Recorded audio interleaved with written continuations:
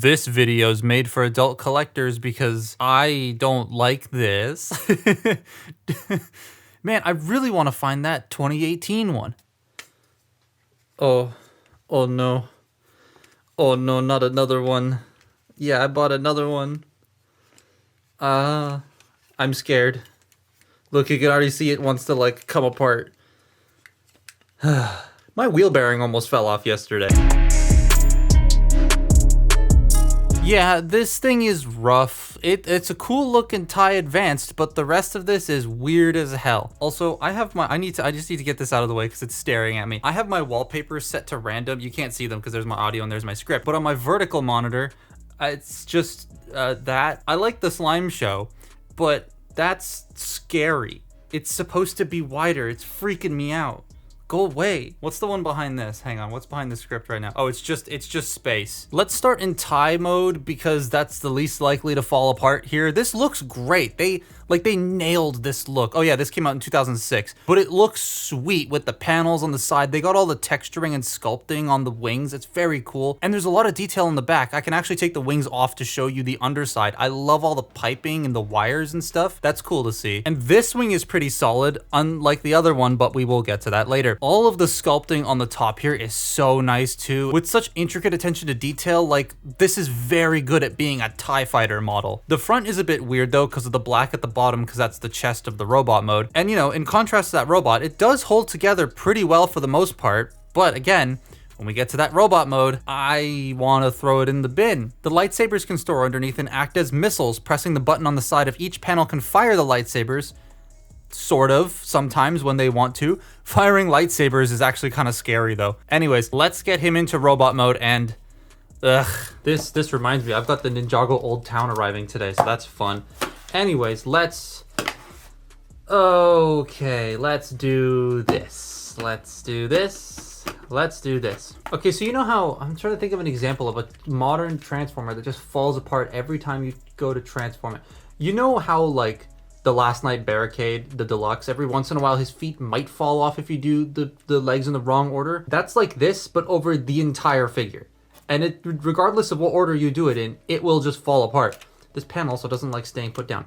But we're gonna attempt this. So to start with, we're gonna fire out the lightsabers. If I could, there goes one, it's on the floor. And there's the other, it's here. So we'll get those out. Now the easiest thing to do is honestly just take these off. Just remove the wings. They're gonna fall off anyways, especially this one because it's made of tissue paper. But you get those off to the side, and then we have this hamburger, or product as the McDonald's CEO calls it. We got a hamburger. So we're gonna take the arms and you're gonna bring them out, just like that. I'm just gonna T-pose him. We're gonna take the back section here, fold this up, and then bring the legs down and rotate them, and down and rotate, and then you bring these. I don't like that sound at all. Let's do that again just so I can torture everybody. Ugh. So you do that. Then you want to fold out the feet that don't sit flat. They straight up just don't sit flat. So the reason for him falling over, this foot will sit flat. This one refuses to go any further. It will not go anywhere. So, you know. Oh, wow, now he stands. Oh, nope, there he goes. And there goes the lightsaber. That's fun. And then the arms. So you're going to want to slide these panels out to get the arms out. And then the shoulders. You can do them like this, or you can do them like this, which is kind of how I like to do it, because then they don't stick out so far. So we're going to shift that down. Then we're going to do the... Well, there goes one of the arms. Clip that back in. Hello? Okay, there it is. You clip that back. Oh, it fell off again. And you just bring that out like that. Then you take this cockpit section, flip it back, fold out the head, close it up, and then plug it in somehow. There it goes. Now, what's great about the head is when you're going back into alt mode, it'll just rip itself off. It's great. It's fantastic. I love this thing. So once you have that done, he is standing for now. This piece, there's holes here. I almost forgot what orientation this goes in. And then you have this peg. So I am going to peg this in to that part of the arm there, just so that it's up a little bit higher. Okay, then this piece, if it hasn't already come apart, we're gonna have to put it back together so I can show you this. It just splits like that.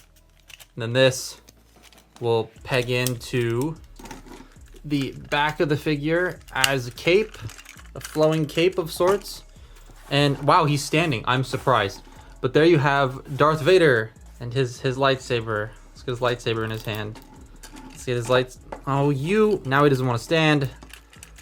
Oh, there goes the lightsaber. Oh boy. Okay, so the heels, or lack thereof, are a massive problem, not to mention that one toe that doesn't want to stay flat. That makes him back heavy, so he falls a lot. And then there's the arms. They aren't on mushroom pegs, so they pop off a lot, like regular Darth Vader actually. And his head, like I said, in transformation back into TIE Fighter mode, it does this.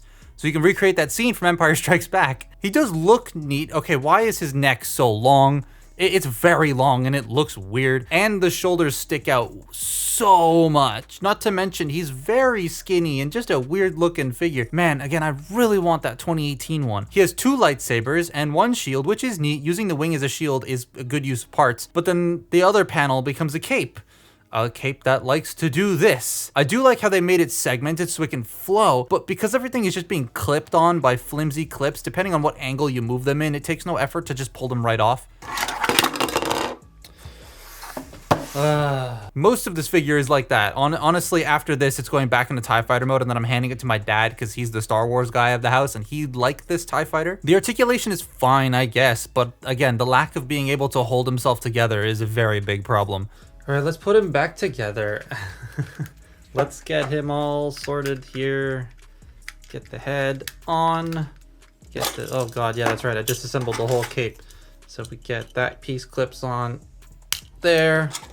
They make solid clicks when they go in, right? And then it's no effort to just have them come off. Get that on, get that on. There's the cape. Put the cape there. We'll get this arm on, and then this arm back on.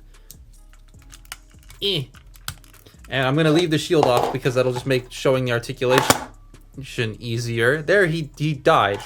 So the head, you can rotate it. It can go left and right about that far each way, and it's starting to already wiggle itself free of its mountings. The shoulders, they can do a full 360. They can go out that far. Again, you have that double joint there. There is a little bit under 90 degrees of bend at the elbow, a forearm swivel, no bicep swivel. So this kind of acts as a wrist swivel as well. And then on this side, because it's so easy to it just comes right off. That's, who thought this was a good idea? Why not mushroom peg it? It's so weird. Nothing at the waist. Hips, they ratchet, and they ratchet forward that far. They don't go back at all because of these panels. They ratchet in and out. You have an above the knee swivel. So you can, there that goes. So you could get over 90 degrees of bend at the knee, and you know, get that rotation. And then the feet can move up and down, though this one again doesn't want to go any further.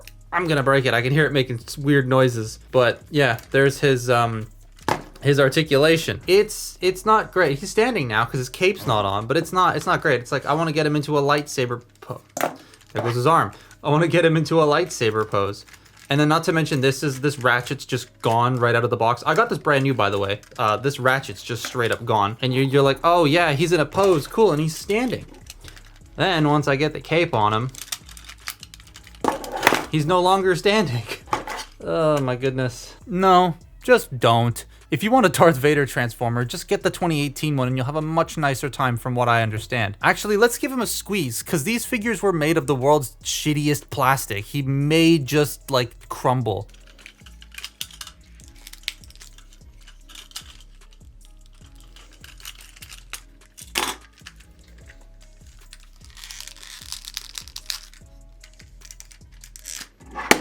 Okay.